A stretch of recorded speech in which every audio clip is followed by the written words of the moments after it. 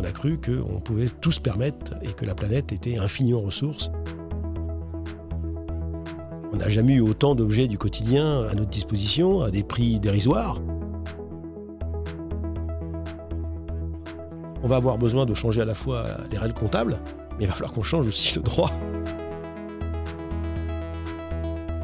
Il faut ralentir l'économie du non-essentiel pour préserver l'essentiel.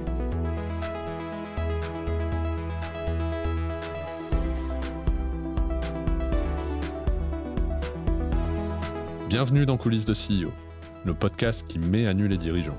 Je suis Arnaud Naudan et dans chaque épisode, avec mes invités, on décrypte les challenges des leaders d'aujourd'hui et de demain. Bonjour et bienvenue dans ce nouvel épisode de Coulisses de CEO. Aujourd'hui, j'ai le plaisir de recevoir Fabrice Bonifay, une des voix les plus lucides et engagées sur la transformation écologique des entreprises. Ancien directeur du développement durable du groupe Bouygues, président du C3D, de GenAct, il bouscule les dogmes, dénonce les mythes de la croissance verte et milite pour un leadership génératif aligné avec les limites planétaires. Avec lui, on parle sans filtre, climat, modèle économique, rôle des dirigeants et ce qu'il faut changer dès maintenant pour rester dans le jeu. Je suis très heureux de le recevoir. Bonjour Fabrice. Bonjour. J'aime bien partir du début et comprendre un peu comment les invités sont construits. Est-ce qu'on peut commencer vraiment par le départ? Où est-ce que tu as grandi? Dans quel environnement? C'est une banalité vraiment affligeante. Je suis un pigat de banlieue dans l'Essonne. Voilà. Et j'en avais rien à faire de ces sujets jusqu'à très très longtemps dans ma carrière. Ouais. J'ai vu la Vierge à 43 ans. Voilà. 43 ans. Voilà. Ouais. Lorsque j'ai visionné le fameux documentaire Une vérité qui dérange d'Al Gore, là, un peu par hasard d'ailleurs. Avant cela, tu n'avais jamais... si, quand même. Mais bon, comme beaucoup, quoi. J'y pense, puis j'oublie. C'est la plus importante des choses secondaires. Ça n'arrive qu'aux autres. Hein. C'était très superficiel, disons. Tu es ingénieur de formation? Ouais, je suis ingénieur du CNAM, oui. Comment est-ce qu'on passe d'un parcours d'ingénieur à un poste de directeur du développement durable dans un grand groupe? Il y a un tiers de travail, un tiers de chance, un tiers d'opportunité. C'est une alchimie, je ne saurais pas expliquer. J'ai eu la chance d'être rentrer dans le groupe Bouygues très jeune. Et puis, c'est un groupe quand même où il y a quand même beaucoup de choses à faire. Et puis, pour ceux qui se débrouillent pas trop mal, qui donnent pas mal d'opportunités. Et puis, donc, j'ai eu la chance, donc, au milieu de ma carrière, qu'on me propose ce poste. Parce que j'avais quelques affinités, disons, avec ces sujets environnement, ces sujets qualité de vie, ces sujets, voilà. Mais j'étais très loin à l'époque, il y a presque 18 ans, d'avoir compris tout ce que j'ai compris aujourd'hui. Et c'est au fil du temps, je me suis auto-formé en fait, en écoutant des experts, des scientifiques notamment, que j'ai compris l'imbrication des différentes thématiques environnementales notamment, mais aussi sociales, et surtout la gravité du problème. Ça, j'en avais pas du tout conscience il y a 20 ans. Hein. Et puis à partir de là, j'ai bien vu que les mesures qu'on mettait en face le problème étaient quand même pas tout à fait à la hauteur. Et c'est dans ces conditions-là que j'ai pu construire à la fois mon intime conviction qu'il fallait vraiment changer de braquet sur ces sujets, changer de discours aussi, et puis expérimenter des nouvelles choses, parce que de toute façon, si on améliore ce qu'on a toujours fait, on obtient ce qu'on a toujours obtenu, parce que même améliorer l'inacceptable, ça ne rend pas l'inacceptable plus tolérable. Donc voilà, oui, c'est des opportunités qui m'ont conduit là. Oui, c'est pour ça que je vous dis, c'est une banalité affligeante. Si on saute en 2006, tu vois donc le documentaire d'Al Gore. Voilà. Est-ce que tu peux nous décrire ce moment? Écoutez, ce que je me souviin, c'est que donc, ce documentaire que j'ai dû voir 2-3 fois quand même, pour bien m'imprégner des arguments qu'Al Gore présentait. Parce qu'en fait, c'est un documentaire, c'est un espèce de PowerPoint qui nous présente là, en nous expliquant, on nous a menti sur l'effet des gaz à effet de serre sur les dérèglements climatiques, alors que ça fait très très longtemps qu'on sait qu'émettre du CO2, ça réchauffe la planète. Mais c'est vrai qu'Al Gore a révélé ça au plus grand nombre, alors que les scientifiques le savaient déjà depuis des décennies. Hein. Mais c'était pas du tout audible, parce qu'on pensait qu'on avait le temps, parce qu'on pensait qu'on trouvait des solutions techniques pour régler le problème, ce qu'on n'a pas fait bien sûr. Mais il l'a très bien expliqué, très bien argumenté, présenté vraiment la gravité du problème également au plus grand nombre. Avec beaucoup de pédagogie comme il sait faire, à l'américaine, là, avec des grands tableaux, etc. C'était impressionnant. Et puis c'est une espèce de déclic, je ne sais pas du tout l'expliquer. Je me suis dit, là, franchement, il y a un truc grave. Et il faut vraiment faire quelque chose. Et c'est à partir de là que j'ai essayé de creuser, de comprendre moi-même, et surtout de transposer cette vérité scientifique, parce qu'il s'agit de ça, à la réalité économique. C'est-à-dire, ok, très bien, mais so what, mais comment on fait pour continuer de payer des salaires et continuer un modèle de développement tout en prenant en compte ces faits scientifiques qui sont quand même assez perturbants et qui remettent en question clairement les modes de vie de nos pays à nous, parce que le problème, c'est pas les pays du Sud, c'est les pays à haut revenu qui émettent l'essentiel et même la grosse majorité des émissions de gaz à effet de serre du fait de notre modèle économique qui n'est pas soutenable. Donc c'est un problème à la fois culturel, c'est d'abord culturel, et puis ensuite c'est un problème économique, parce qu'il faut bien sûr reconfigurer ce système-là. Il y a un petit peu de technique, mais c'est pas ça qui va compter. Et c'est surtout de vaincre des résistances au changement colossal, parce qu'il y a plein de gens qui pensent qu'on peut arriver à adresser ce problème, parce que je pense que maintenant le changement climatique est a priori admis par le plus grand nombre, en tout cas par la majorité. Ouais. Par contre, là où on n'est pas du tout d'accord... Ça diverge encore sur les solutions. C'est exactement ça. On n'est pas du tout d'accord sur les solutions. Et c'est là qu'il faut encore faire beaucoup de pédagogie pour faire advenir des solutions crédibles et surtout dans le peu de temps qui nous reste pour agir. Comment ça a été perçu par tes collègues, enfin ce rôle, cette prise de fonction aujourd'hui, je pense que voilà, tu es président du C3D, on en parlera. Enfin, tous les groupes se sont équipés. Ouais. Est-ce qu'en 2007... c'était pas le cas du tout. C'était pas le cas du tout. Donc voilà. Est-ce que tu peux nous dire quel était l'état d'esprit, dans quelles circonstances, conditions tu as pris ce poste c'est Olivier Bouygues qui m'a proposé ce poste, parce que je le connaissais d'une filiale dans laquelle je travaillais dans le groupe avant. Donc voilà une opportunité, parce que j'aurais très bien pu ne pas avoir cette opportunité-là. Et puis, oui, en 2007, la figure de l'écologie française, c'était Nicolas Hulot, clairement. C'est lui, avec Ushuaïa, etc., qui était dans le groupe Bouygues, d'ailleurs, via TF1, et qui avait fait signer, je ne sais pas si les plus vieux du podcast s'en souviendront, le pacte écologique au candidat de la présidentielle de 2007. Il avait dit, si vous ne signez pas mon pacte écologique, qui s'engage, où les candidats devaient s'engager à organiser un espèce de grand raout s'ils étaient élus, dès qu'ils seraient élus, pour faire réfléchir les différentes corporations à la façon de réorganiser l'économie française. Il avait menacé de se présenter lui-même, et comme il était crédité dans les sondages de plus de 10%, tout le monde avait peur. Alors tout le monde a signé son truc, sans bien savoir ce qu'il signait véritablement. Donc il ne s'est pas présenté parce que tout le monde a signé son pacte écologique, à commencer par Sarkozy. Et dès que Sarkozy était élu, parce que c'est lui qui a gagné les élections à cette époque-là, il a tenu parole et il a organisé le fameux Grenelle de l'environnement. Et c'est à partir du début de ça, d'un processus qui a commencé fin 2007, que les entreprises ont commencé à se structurer sur ce sujet du développement durable. On ne parlait pas de RSE à l'époque, on parlait de développement durable, dans la foulée du rapport Brundtland de 87. Et que les premières directions de développement durable ont été créées dans les grandes entreprises cotées. Mais on pouvait le compter sur les doigts d'une main en 2007. Puis après, ça s'est structuré assez vite grâce à la création du C3D. C'est pas moi qui ai fondé le C3D du tout. Mais en 2007, cette association est née et a très rapidement grandi en fédérant autour d'elle les directeurs et directrices des plans durables de l'époque. On n'est plus très nombreux à avoir survécu à ces 18 dernières années là. Mais maintenant c'est un mouvement structuré. On est devenu une grande association avec près de 400 entreprises membres. Et notre rôle, notre mission, c'est d'accompagner nos membres dans la mise en place de nouveaux modèles économiques à visée régénérative, pour ne pas se contenter simplement de faire un peu mieux ce qu'on a toujours fait, parce qu'on sait très bien que ça ne marche pas et surtout ça ne suffira pas. Et pour essayer non seulement de se remettre dans les limites planétaires, parce qu'il n'y a pas que le problème du carbone, mais aussi de réparer toutes les bêtises qui ont été commises par 150 ans de civilisation thermo-industrielle, où on a cru qu'on pouvait tout se permettre et que la planète était infinie en ressources et qu'elle était capable de digérer toutes nos externalités négatives, toutes nos pollutions. Et donc, donc les limites de la résilience planétaire sur les services écosystémiques sont atteintes aujourd'hui. On a même dépassé 6 des 9 limites modélisées par le Stockholm Resilience Center. Et on sait maintenant qu'on ne pourra pas, dans les 30, 40, 50 prochaines années, continuer à ce rythme-là, tout simplement parce que on a atteint ses limites, et quand on a atteint des limites, ça finit par s'effondrer. Donc maintenant qu'on sait ça, toute la difficulté, c'est plus de travailler sur le pourquoi. Le pourquoi, on sait pourquoi il faut le faire. Il faut ralentir l'économie du non-essentiel pour préserver l'essentiel, justement.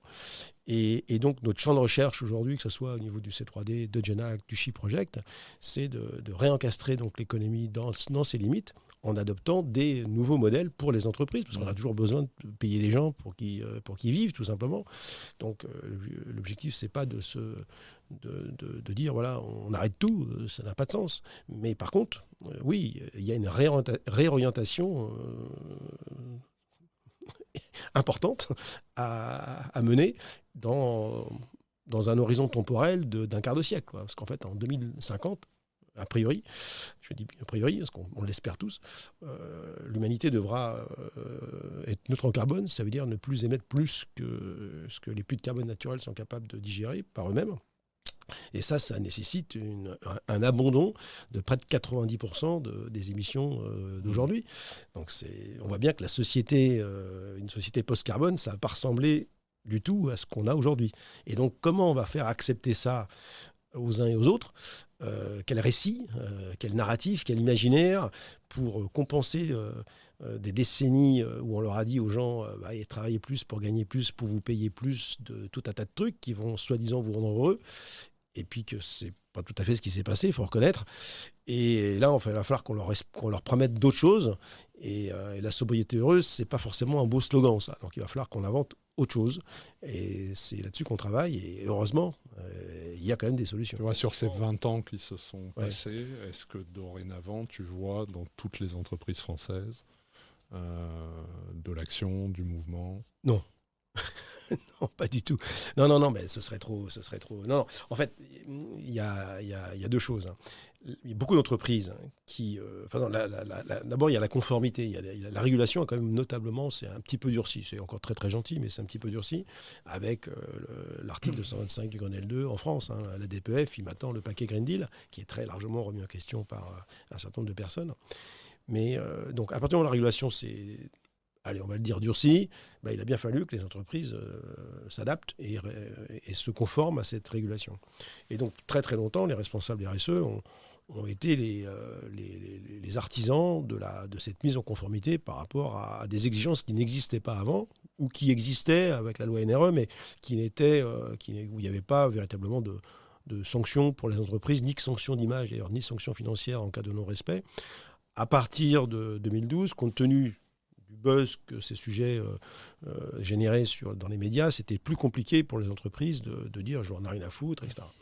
Et donc elles se sont structurées, elles ont mis en place des démarches, mais sans réelle volonté de changer leur modèle d'affaires. Et c'est là qu'on a vu arriver à la fois la conformité, donc elles se sont conformées, mais sans se transformer, et en verdissant notablement un peu leur communication. C'était la grande vague du greenwashing, où en fait, on a essayé de repeindre en vert des choses qui existaient déjà en faisant un petit peu mieux, mais sans véritablement remettre en question l'économie de marché telle qu'on la connaît aujourd'hui.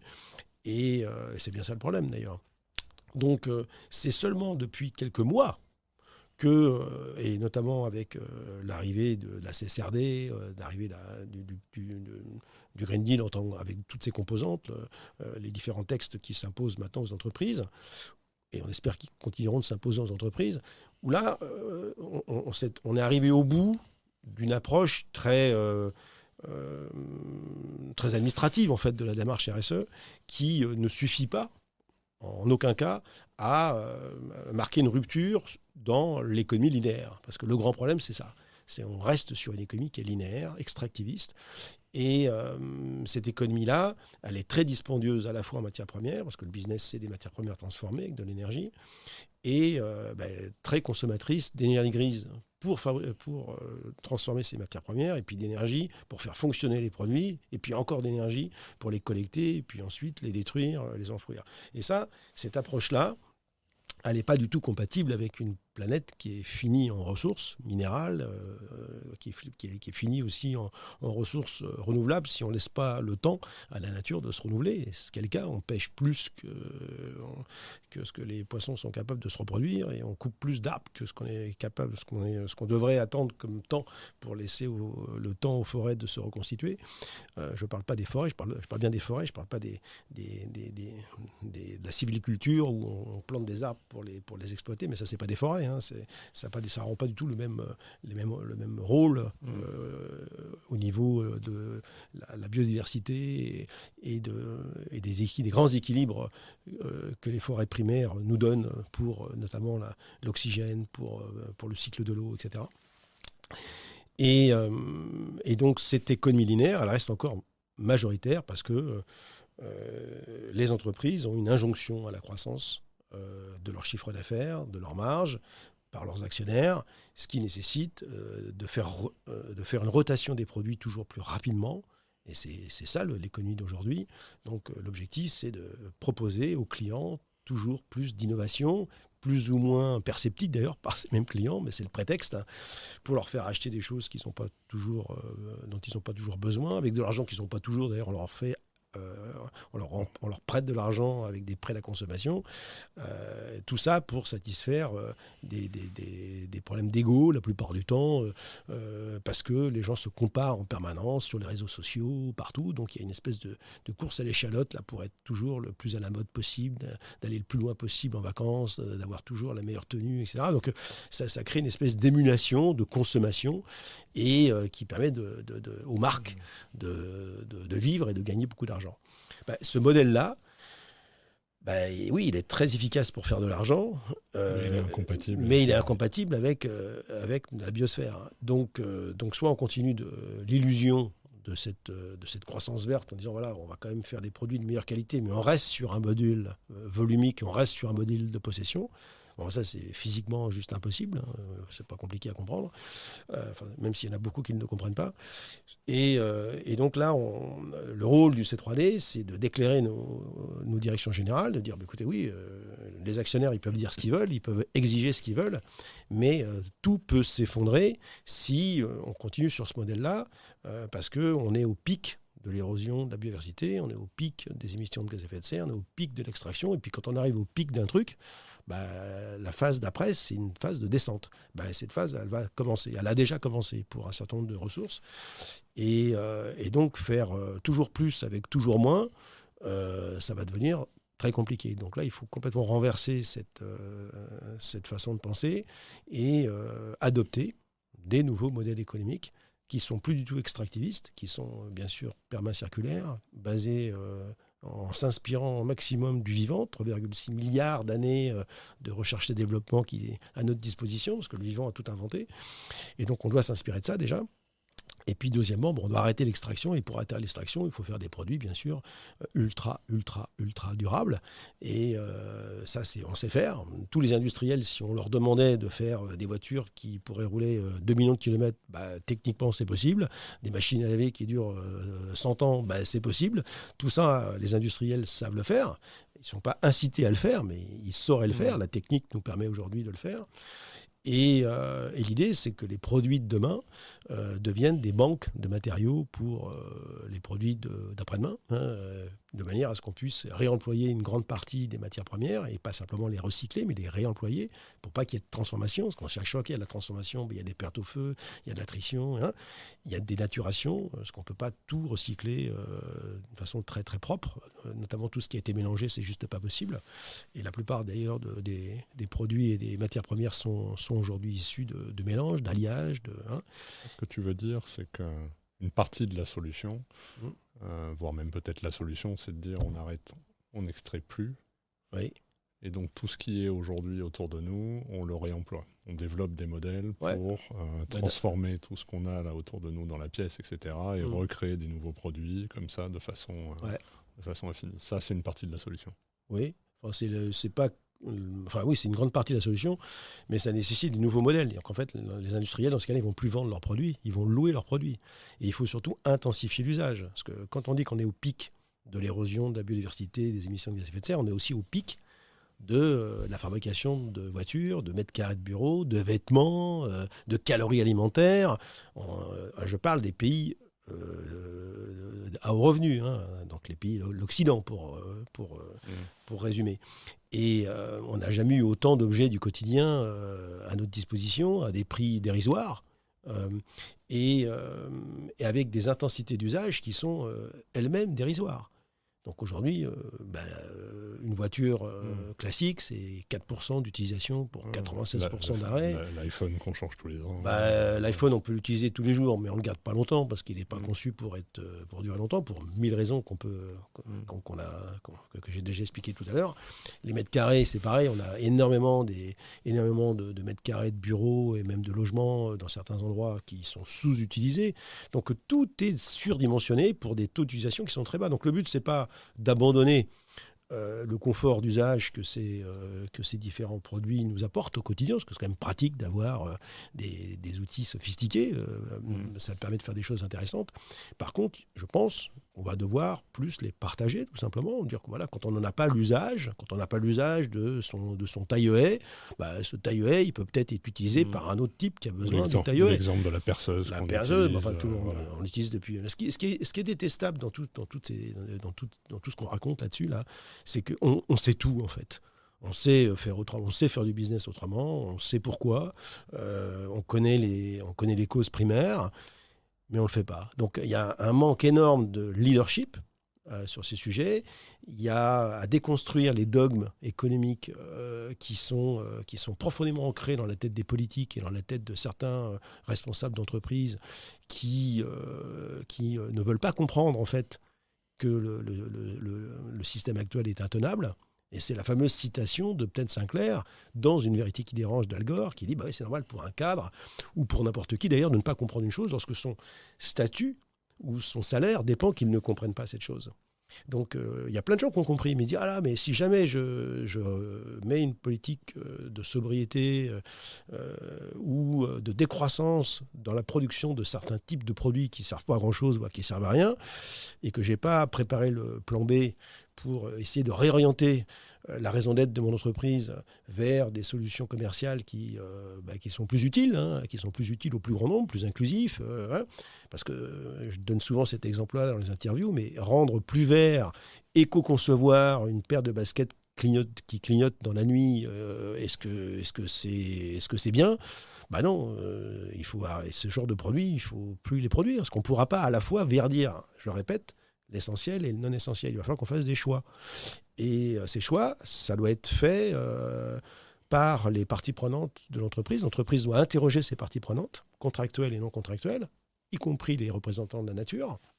Parce que la nature, aujourd'hui, elle n'est pas présente dans les conseils d'administration, et pourtant, c'est elle qui apporte 100% de la valeur économique. Je crois que tu as fait très récemment une proposition que tu es justement dans les boards, il y a systématiquement un représentant de la nature. Un ou plusieurs, et qui pourront avoir un droit de veto d'ailleurs, quand ils verront arriver les plans de transition proposés par l'exécutif, qui vont attendez, votre plan de transition, là, il permet vraiment d'atteindre la neutralité carbone, là, en absolu.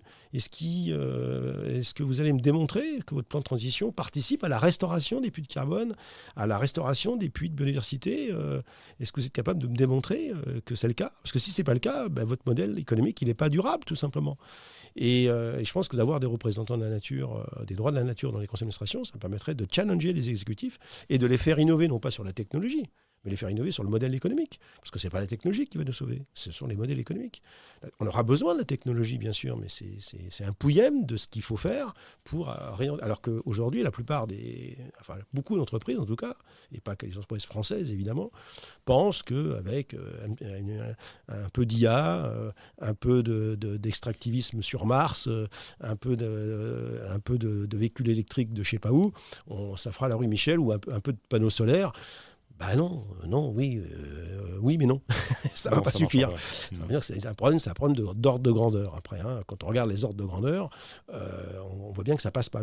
L'objectif, vous savez, on imagine une baignoire où on remplit la baignoire de flotte, ça déborde de partout, ça déborde de carbone. L'objectif, c'est pas qu'elle se remplisse moins vite, la baignoire, c'est qu'elle arrête de se remplir et même qu'elle se vide. Donc, l'objectif, d'essayer de faire mieux, ce qu'on a toujours fait, mais si c'est si c'est toujours inacceptable au niveau des limites planétaires, parce qu'on peut pas négocier avec les lois physiques, sauf avoir le 0,6 de Dieu, mais moi je l'ai pas, donc on ne peut pas négocier avec lui. Il ne peut pas y avoir de moratoire sur le changement climatique. Aujourd'hui, ça fait comme il y a eu 30 COP, il y a eu 6 rapports du GIEC, il y a eu 16 COP sur la biodiversité.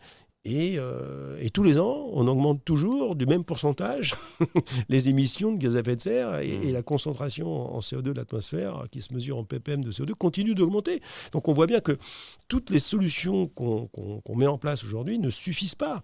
Et les gens aussi qui sont souvent d'une inculture crasse en termes de répartition des émissions sur la totalité de ce qu'il faut pouvoir compter pour pouvoir apprécier l'empreinte carbone de l'humanité, on fait un focus vraiment idiot sur la production d'électricité. L'électricité, c'est 40% des émissions de gaz à effet de serre aujourd'hui au monde. 40%.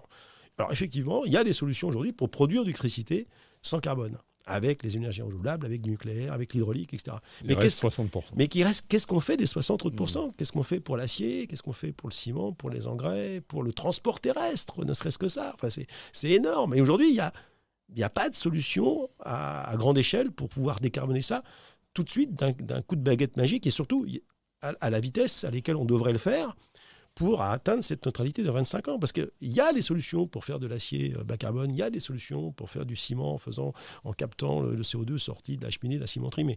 Mais pour l'instant, ça existe d'un point de vue expérimental. Pour pouvoir passer à l'échelle et équiper les milliers d'usines qui sont concernées dans le peu de temps qui nous reste, on voit bien que ça ne va pas le faire. On n'a pas le temps. Dans les 25 ans qui viennent, on ne le fera pas. Donc, la seule solution, c'est de ralentir. Et ralentir, ça veut dire de quoi avons-nous besoin réellement? Posons-nous quelle question? Posons-nous la question aux citoyens. Comment est-ce qu'on peut régler, ou adresser le sujet dans une économie mondialisée et une concurrence mondiale? D'abord, pourquoi le Green Deal? Parce que les gens qui ont imaginé le Green Deal, ça fait plus de 10 ans déjà, ils se sont dit l'Europe est un continent sans ressources minérales, ou quasiment pas, et sans ressources fossiles également. On n'a ni gaz, ni pétrole. À peine 10% de nos besoins. Donc on importe 90% des pays producteurs. Bon. Et donc, ceux qui ont pensé ça, ils ont dit, on a tout intérêt, nous, l'Europe, à imaginer une économie post-carbone, parce que d'abord, ça nous coûte un bras. Et donc, l'idée, c'est de dire, si on oblige les entreprises européennes à repenser leur modèle pour faire en sorte qu'on abandonne cette manne fossile pour faire tourner notre industrie, le gaz russe, le pétrole, le gaz du Qatar ou d'Algérie, le pétrole de schiste des Américains, etc. On aura une économie qui sera plus compatible avec les ressources finies de la planète. Et parce que de toute façon, tôt ou tard, ces réserves vont disparaître. Et on a tout intérêt en plus de laisser ce qui reste là où c'est, si on ne veut pas aggraver le changement climatique. Donc, je pense que ceux qui ont pensé le Green Deal, ceux qui ont pensé le Green Deal ont été lucides sur le fait qu'on a tout intérêt à imposer aux entreprises européennes de repenser leur modèle pour aller vers des modèles à visée régénérative, donc réparer tout ce qui a été abîmé et atténuer au maximum jusqu'à la neutralité les externalités associées aux activités industrielles. Alors pourquoi on avait intérêt à faire ça?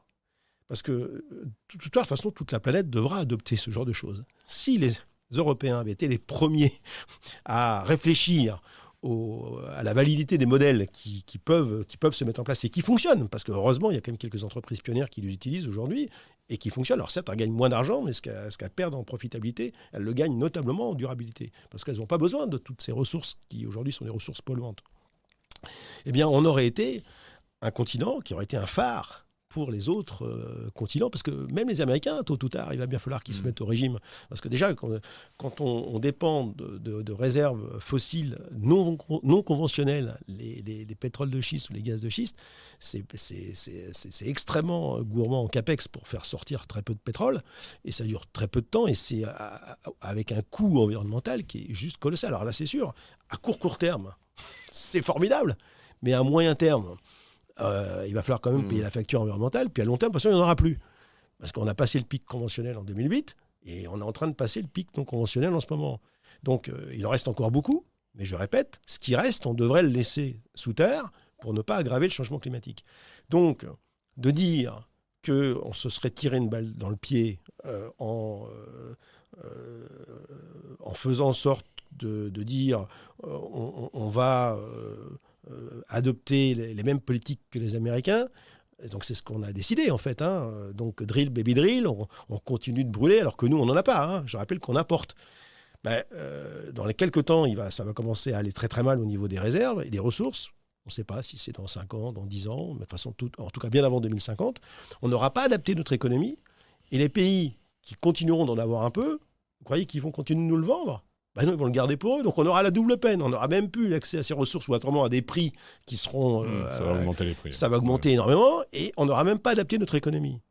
Par contre, les dirigeants qui sont en train de nous faire perdre cette bataille-là, ils ne seront plus là pour rendre des comptes. En partant du principe que la CSRD était finalement là où l'Europe savait faire, elle savait réguler, elle savait encadrer, et que l'extraterritorialité de la CSRD imposée pour accéder au marché européen était en fait une opportunité énorme. De compétitivité ?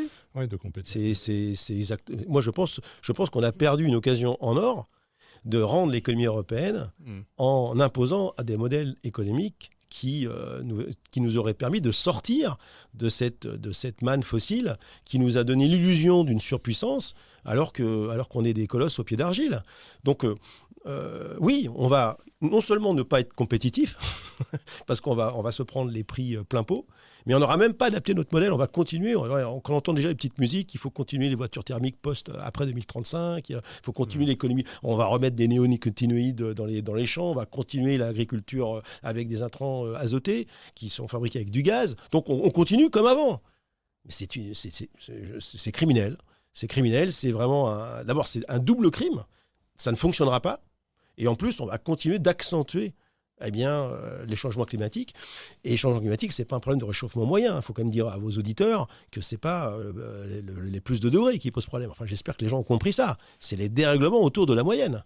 Et donc, plus de degrés, ça veut dire que les écarts, lors des températures extrêmes, lors des canicules, quand d'habitude il faisait 35 degrés il y a 50 ans, on trouvait qu'il faisait chaud, là on pourra avoir des 50 degrés, 52 degrés, et parce qu'on aura déréglé le climat, on aura plus d'intensité des cyclones et des tempêtes, il y aura plus, quand il va pleuvoir, il va plus pleuvoir, et quand il va faire chaud, il va faire beaucoup plus chaud. C'est pas le problème de la moyenne, c'est le problème des dérèglements autour et c'est ça qui va créer tout un tas de désagréments sur les rendements agricoles, sur les retraits gonflements d'argile des maisons. Il y a déjà un pourcentage énorme de maisons en France qui seront même pas vendables, tellement elles sont fissurées et qu'elles sont pas réparables. Et ça, c'est le patrimoine des Français quand même. Donc, c'est vraiment des politiques à courte vue, irresponsables, de gens qui sont endoctrinés ou qui ont peur d'abandonner un certain modèle qu'ils connaissent bien au profit d'un autre modèle. C'est vrai que les modèles d'affaires à visée régénérative aujourd'hui, il y a encore des choses qu'on doit apprendre. C'est pas encore complètement robuste, c'est vrai, mais en tout cas, c'est les seuls qui sont compatibles avec une planète qui est ronde. Donc, on n'a vraiment plus beaucoup de temps pour réagir. Quels conseils on peut apporter aux dirigeants, à la fois pour engager une démarche et expliquer qu'une entreprise peut réellement se transformer? Alors, heureusement qu'il y a des exemples, parce que sinon ce serait désespérant. Donc, j'ai commis un livre coécrit avec Céline Puffer-Divili il y a quelques années, ça s'appelle « L'entreprise contributive, concilier monde des affaires et lutte planétaire », où on donne une quarantaine d'exemples d'entreprises qui, avec des leaders à peu près lucides, là, ont changé de modèle économique pour aller vers des modèles économiques qui n'étaient pas forcément à vie régénérative dans un premier temps, ou dans le sens où ils ont ces modèles-là, ces nouveaux modèles dont on parle là, c'est des modèles qui commencent déjà par faire le diagnostic de ce qu'il faut pouvoir changer ou diminuer. Ça, c'est la première chose à faire. Qu'un modèle régénératif va plus loin. Parce qu'il régénère, il restaure. Voilà, c'est pas juste on arrête. On diminue, on restaure. En plus, on redonne. Voilà, on redonne, exactement. On est carbone positif, par exemple. On capture plus de carbone que ce qu'on a émis pour fabriquer le produit sur la totalité du cycle de vie. Donc ça nécessite quand même une reconfiguration massive quand même du modèle économique. Et donc on sait très bien que pour la plupart des entreprises, on ne peut pas arriver à faire ça en une itération. Ça demande de tels changements dans la gouvernance, dans le système de production. Ça demande des changements massifs aussi dans la façon dont on va présenter la valeur au client. Parce qu'on ne va plus lui vendre un produit, on va lui vendre le service du produit. Donc on passe d'un marketing de possession à un marketing d'usage. Ce n'est pas les mêmes arguments.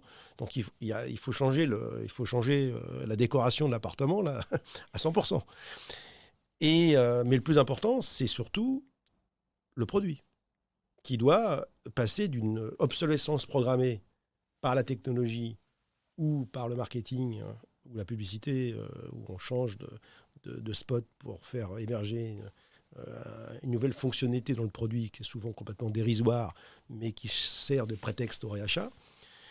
Et il faut passer donc de cette obsolescence programmée à la pérennité programmée, avec des produits qui deviennent des banques de matériaux et qui vont devenir des banques de matériaux pour les industries de demain et les produits de demain. Alors, les exemples. Dans le livre, on en cite plein. Mais il y a une jeune entreprise là, qui est en train de renaître, qui est une entreprise extraordinaire qui fait des scooters, électriques à pérennité programmée. Donc ces scooters, ils sont bien sûr plus grassouillés en robustesse sur la totalité des équipements, parce qu'en fait, il n'est pas construit pour durer 5 ans, mais il est construit pour durer 20 ou 25 ans. Et pratiquement toutes les pièces, sont soit réemployables, soit recyclables. Alors comment ils sont arrivés à faire ce miracle ? Ils ont demandé à Bercy d'avoir la possibilité d'amortir la machine, non pas sur les 4-5 ans imposés par les normes comptables aujourd'hui, mais sur 14 ou 20 ans. La principale innovation, ce n'est pas une innovation technique, c'est une innovation fiscale, comptable, purement comptable. C'est juste un... J'avais fait une tribune pour dire que les comptables changeraient le monde, et je te remercie de... c'est ce qu'on souhaite aussi. Nous, on pousse la comptabilité en multicapitaux, faire en sorte de demander aux entreprises de maintenir leur capital nature. Et pour maintenir le capital nature, il faut qu'elles mettent dans leur comptabilité les sommes qui sont nécessaires pour restaurer, préserver, protéger le vivant. Au coût de maintien, c'est-à-dire que le but, c'est pas de faire un peu mieux. C'est vraiment qu'à la fin de l'année, on puisse dire la dette environnementale qui a été nécessaire pour fabriquer mes produits, je l'ai remboursée grâce à des process que j'ai mis en place. Et je peux dire, voilà, si j'utilisais tant de matières premières, j'ai dégradé tant de services écosystémiques, parce qu'il n'y a pas de business neutre, ça n'existe pas, complètement neutre, ou des business qui n'ont zéro impact, ça n'existe pas. Mais au moins que l'entreprise ait conscience de ses impacts et qu'elle ait pris en compte ces impacts pour faire en sorte que son bilan net environnemental à la fin de l'année soit positif. Et me dire, mais c'est pas possible. Mais si, c'est possible. Bien sûr que c'est possible. C'est possible parce que d'abord, heureusement, il y a une capacité naturelle de résilience et de capacité de digestion des écosystèmes. Donc, on prend souvent cette image-là, si vous faites pipi dans la mer, vous n'allez pas polluer la mer. Hein. Par contre, si c'est toute la station d'épuration qui se déverse dans la mer, là, c'est un peu plus compliqué. Donc, la planète a cette capacité de digérer les pollutions à condition de rester dans des limites, encore une fois. Et donc, dans le livre et au travers de l'association Genact, on explique les boîtes comme Interface, comme Pocheco, 1083, qui sont des entreprises qui sont pas des start-up, qui ne vivent pas de levée de fonds, hein, qui sont des vraies entreprises, mais qui ont intégré dans leur modèle économique cette notion de pérennité programmée. Et c'est vrai que le rendement de la nature n'est pas le rendement demandé par les actionnaires. Les actionnaires demandent des rendements de 15, 20, 25% de TRI c'est sur les capitaux investis. C'est pas tenable. Donc, les entreprises qui sont à visée régénérative, oui, gagnent moins d'argent.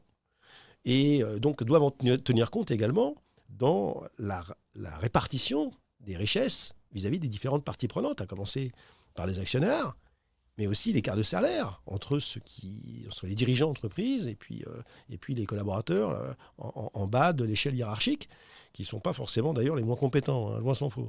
Et ces modèles-là, qui sont des modèles qui réconcilient en fait l'impératif écologique avec un peu de justice sociale. Il y a un autre exemple qui est formidable, c'est Qui le patron, que je vous conseille d'inviter d'ailleurs, Nicolas Chaban, qui est parti du principe que finalement, le vrai patron, c'est celui qui paye. c'est le client quand même. Et donc, lui, dans son modèle de fabrication d'un brique le lait, il a intégré le consommateur dans la chaîne de valeur en disant, voilà, le consommateur, il est prêt à payer pourquoi ? Pour avoir un lait de qualité. Pour avoir un lait de qualité, il faut qu'il y ait des producteurs qui soient bien traités quand même, parce que c'est eux qui apportent 99% de la valeur. Donc, je suis prêt à payer pour que le producteur soit payé dignement. Mais je veux un produit de qualité, donc il faut aussi que les vaches, en l'occurrence, soient élevées de manière à produire un lait de qualité, donc dans la nature, parce qu'une vache, ça mange de l'herbe dans la nature, et c'est là qu'elle est heureuse, c'est là qu'elle est épanouie, et c'est là qu'on n'a pas besoin, quand elle est élevée de cette manière-là, de la doper avec des antibiotiques, etc., parce que dans la nature, il n'y a pas besoin de ça, la vache, quand elle est en bonne santé. Hein. Et donc, le client, il sait pourquoi il paye. Il paye pour ça. Par contre, tous les autres frais, marketing, publicité qui coûtent une blinde, et tout ça pour faire joli sur le paquet, etc. Il a dit, mais ça sert à quoi ça ? Moi, je m'en fous de payer pour ça. Donc le consommateur dit, ça, je ne veux pas de ces dépenses-là. Ça ne sert à rien. Et on remonte la chaîne de là où c'est le plus important vers le produit final. On enlève tous ces coûts parasites qui ne servent strictement à rien, parce que ce sont des coûts parasites. Hein. Puis on arrive à une brique de lait qui coûte le même prix que la brique de lait avec l'ancien système, où là, il y a tout un tas d'intermédiaires qui se gavent, et celui qui est le plus en danger dans cette histoire, c'est le producteur, qui n'arrive même pas à vivre de son métier, alors que c'est lui qui apporte l'essentiel de la valeur. On marche sur la tête. Résultat des courses, en 6 ans, grâce à cette approche, c'est la brique de lait la plus vendue en France, 14-15 millions, sans publicité, sans marketing, parce que ceux qui font la publicité de cette marque, ce sont les consommateurs. Mais qu'est-ce qu'on attend pour faire partout pareil ? Donc, encore une fois, qu'on ne vienne pas me dire que c'est un problème de solution. Les solutions, on les a. On manque de leadership. On manque de courage. Cynthia Fleury l'a très bien expliqué dans son livre. On manque d'expérimentation. Parce que oui, ça marche dans certains secteurs, mais il y a d'autres secteurs, c'est plus compliqué, c'est vrai. Expérimentons. Procédons par essai-erreur. Mais aujourd'hui, je suis bien placé pour dire que dans le bâtiment, ça peut marcher, et ça va marcher. Pour une grande partie du transport, ça peut marcher. Pour l'agriculture, ça peut marcher. Donc, dans le transport, ça peut marcher ? Mais bien sûr, dans le transport, ça peut marcher, parce que quand vous regardez, là aussi, il suffit de voir les statistiques, le kilomètre parcouru moyen par une voiture, c'est moins de 15 km aujourd'hui. Voilà. Et on a des voitures qui ont des autonomies, même en thermique, même en électrique, qui sont bien au-delà de ça. Donc là, il y a peut-être un truc à réinventer pour écraser la courbe de charge. On a toujours besoin de sa voiture quand on va en vacances pour faire plein de kilomètres, mais peut-être qu'on peut trouver d'autres systèmes pour que tout le monde n'en ait pas besoin en même temps. Et donc, avoir l'essentiel... 90% des voitures sur l'autoroute, il n'y a qu'une personne au volant. Bien sûr. Donc, il y a moyen, avec une petite dose de régulation, c'est-à-dire une incitation financière à changer les comportements. On le voit bien d'ailleurs lorsqu'on augmente le prix du stationnement des voitures dans les villes, on l'a bien vu à Paris, ça a quand même un gros effet sur le changement de comportement. Hein. Et donc je pense qu'on a besoin de cette incitation financière. On voit que quand le prix de l'essence augmente... On le voit ici, absolument. Donc, mais ça ne suffit pas. Ça ne suffit pas. Il faut aussi d'autres solutions, parce que notamment ceux qui en ont absolument besoin, si vous ne leur donnez pas d'alternative, eux, ça s'appelle les gilets jaunes. Donc, commençons déjà par ce qui est facile à faire, c'est-à-dire faisons-le dans les villes où là, il n'y aura personne dans la rue. Je vous donne l'exemple, les billets d'avion. Combien de pourcentage de Français prennent l'avion aujourd'hui ? C'est moins de 10%. Ouais, très peu. Voilà. Donc, si on triplait le billet d'avion, c'est pas complètement idiot, hein, pour obliger les compagnies aériennes à restaurer leur puits de carbone aussi, hein, pas faire de la compensation, hein, faire de la vraie restauration. Ça permettrait peut-être d'en avoir un peu moins qui volent, parce que de toute façon, et on sait que 85% de ceux qui volent, c'est uniquement du tourisme. Hein, c'est pas des organes qui se baladent comme on essaie de nous faire croire, et que non, c'est pas des chercheurs ou c'est pas du business. Non, c'est 8 avions sur 10, c'est des touristes. Hein. Et est-ce que dans un monde qui doit se décarboner dans les 25 ans, est-ce qu'il n'y a pas moyen de réinventer peut-être une autre forme pour se balader, ça s'appelle les trains, hein, et de réinventer des panneaux européens. Ça commence à se faire. On peut maintenant aller à Rome, on peut aller à Berlin, on peut aller à Venise, on peut aller à Madrid.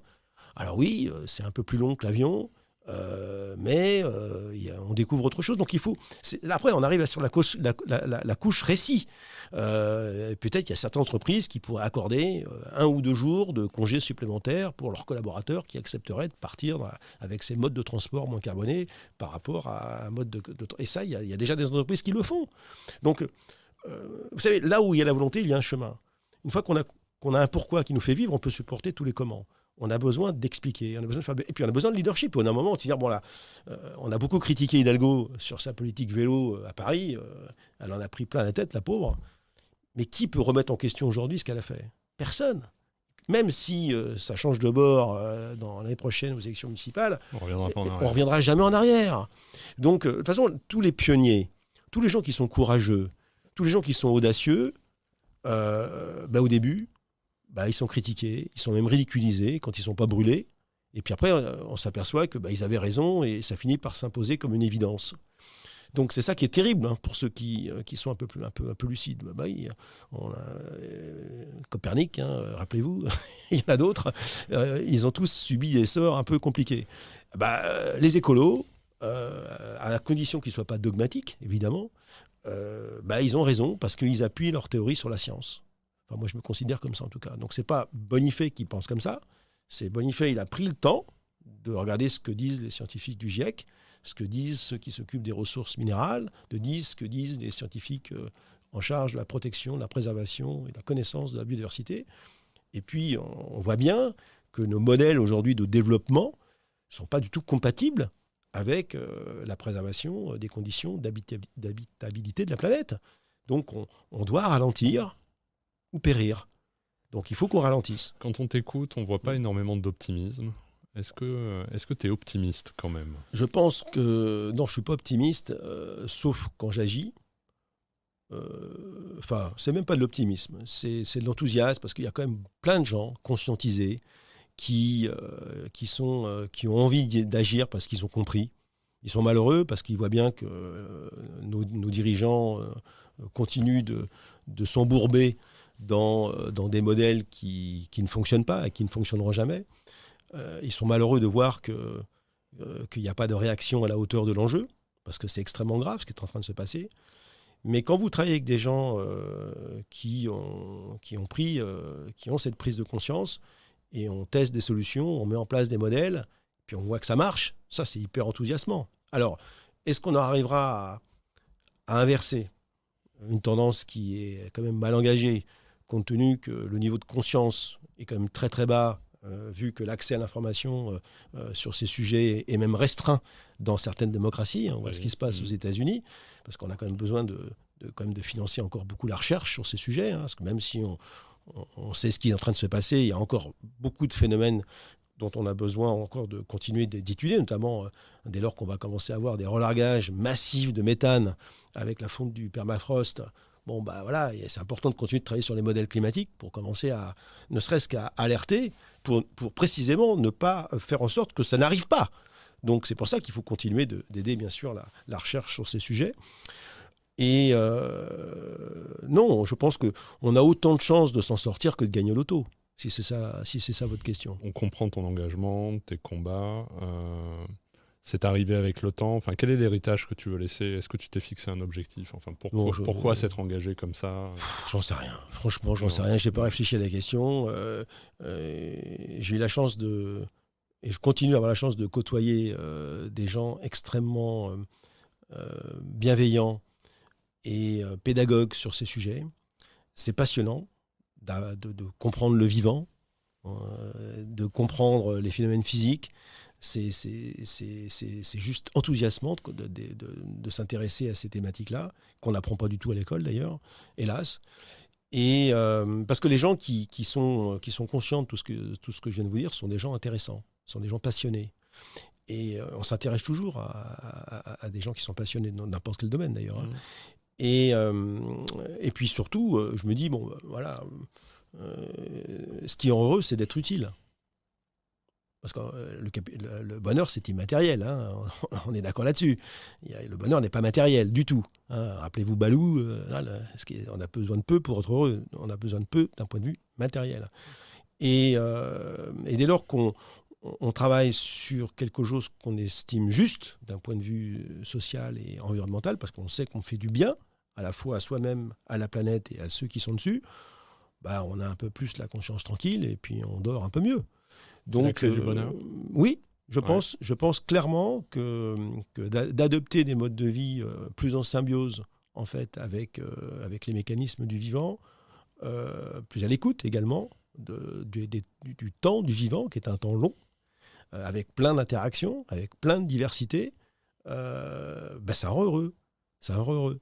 Et moi, ça me rend heureux. Même si je suis dans un coin de ma tête malheureux de voir le temps qui passe et de voir autant d'inertie, autant d'inaction, autant de non-décision, autant de revirements, de gens qui ont dit des choses puis qui, peu de temps après, disent le contraire, d'absence de ligne directrice, d'absence de persévérance dans les changements qui sont à apporter.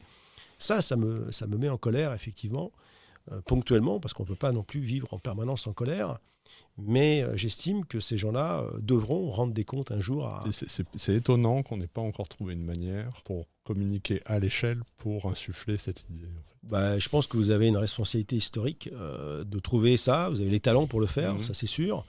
Ce qui est marrant, c'est que souvent les publicitaires utilisent les codes de la nature. Quand par exemple, on vend des bagnoles uniquement en voyant des voitures sur les écrans, elles sont toutes seules sur la route, ce qui n'arrive jamais dans la vraie vie. Et toujours dans des montagnes, à côté d'un lac. À côté d'un lac, extraordinaire. Mais ça, je pense que c'est quand même dramatique de voir si peu d'imagination dans la tête des gens qui conçoivent ces publicités. Mais c'est aussi, ils les conçoivent parce qu'on leur fait cette commande-là. Donc c'est toujours, c'est le procès de Nuremberg. J'étais pas responsable, j'obéissais aux ordres. Voilà, on en est là. C'est parce que c'est le même type de crime en fait. Sauf que là, on tue toute l'humanité, pas une partie de l'humanité.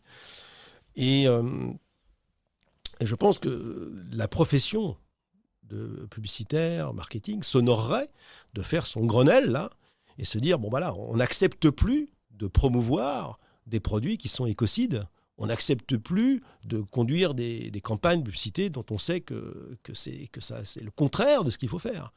Et au contraire, on dit aux marques, écoutez, nous, on est là à votre disposition avec notre créativité, avec notre talent, mais proposez-nous des produits qui sont dignes et des produits qui sont véritablement durables. Et on va vous aider à vendre non plus votre produit, mais vendre l'usage de votre produit, parce que vous allez en rester propriétaire. Vous aurez la responsabilité de le maintenir, de faire en sorte qu'il a la meilleure disponibilité, qu'il renforce l'expérience utilisateur, parce qu'il va être robuste, plutôt que performant quelque temps. Donc c'est changer le paradigme. Enfin, moi, je suis persuadé que votre profession s'honorerait, et vous auriez, à mon avis, plein d'idées pour réinventer la façon de faire la promotion de l'essentiel.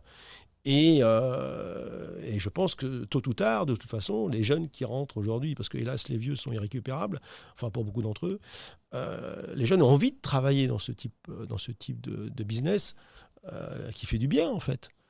Et oui, on ne pourra pas continuer de promouvoir tout et n'importe quoi, c'est pas possible. Il y aura des choix à faire. Et oui, c'est la vie. Je vais te poser une dernière question. Tu disais que tu travaillais avec des gens passionnés, inspirants. Qui sont les personnalités, ou si tu veux me citer une ou deux personnes qui réellement t'inspirent? Olivier Amand en ce moment. C'est parce que c'est la mode, mais franchement, c'est une belle personne, humble, qui explique bien la différence entre performance et robustesse. Et il faut prendre le temps d'écouter ce monsieur. Et puis Jean-Baptiste Fressoz également, qui est un historien des transitions et qui t'explique, oui, des transitions technologiques, il y en a eu plein, mais des transitions énergétiques, il n'y en a pas. Parce qu'il y a une symbiose totale des différents systèmes de production énergétique et qu'il n'y a pas de remplacement aujourd'hui, de grand remplacement des énergies fossiles par des énergies renouvelables. Non, tout ça s'empile joyeusement les unes sur les autres et qu'il n'y a pas du tout de transition à date. Et selon lui, il n'y en aura jamais. Et quand il explique pourquoi, on est quand même assez tenté de le croire. Donc, et puis comme il faut une femme, je vais quand même t'en donner 3. Je pense que Marine Calmet, qui est une jeune avocate, présidente de Droit Illégal, qui, elle, travaille sur le sujet du droit de la nature, parce qu'on va avoir besoin de changer à la fois les règles comptables, mais il va falloir qu'on change aussi le droit. Le droit de l'environnement, aujourd'hui, il est complètement en deçà de ce qu'il devrait être si on voulait vraiment adresser les sujets environnementaux à la hauteur où ils devraient être. Tout l'écocide. Ah bah oui, bien sûr. On a un droit environnemental qui est extrêmement complice du génocide qu'on est en train de commettre. Donc les gens disent les entreprises, je respecte l'environnement, le droit environnemental, donc qu'est-ce que je peux faire de plus? Le droit environnemental, il a été fait par qui? Il a été fait par des représentants de la nature ou il a été fait par des députés incultes sur ce sujet?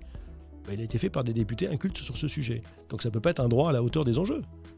Donc on a vraiment besoin aujourd'hui de remettre le droit au bon endroit, si je peux me permettre ce jeu de mots, et de faire en sorte que les spécialistes du droit de la nature deviennent les rédacteurs et les promoteurs du nouveau droit de l'environnement. Écoute, je crois qu'on va rester là-dessus parce qu'on va finir sur le fait que c'est les comptables et les avocats et les agents du droit qui ont la clé du changement. Donc voilà, j'aurais valorisé 2 professions. Merci beaucoup Fabrice d'avoir accepté l'invitation et merci pour ton franc-parler et j'espère pour un épisode qui va éclairer pas mal de monde. Je te souhaite beaucoup de choses et pour ceux qui nous écoutent, rendez-vous la semaine prochaine avec un nouvel épisode. Au revoir Fabrice.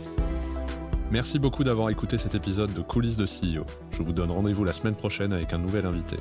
Pour ne manquer aucun épisode, abonnez-vous sur votre plateforme d'écoute préférée et partagez l'épisode parce que le podcast, finalement, comme les valeurs d'une entreprise, ça se partage.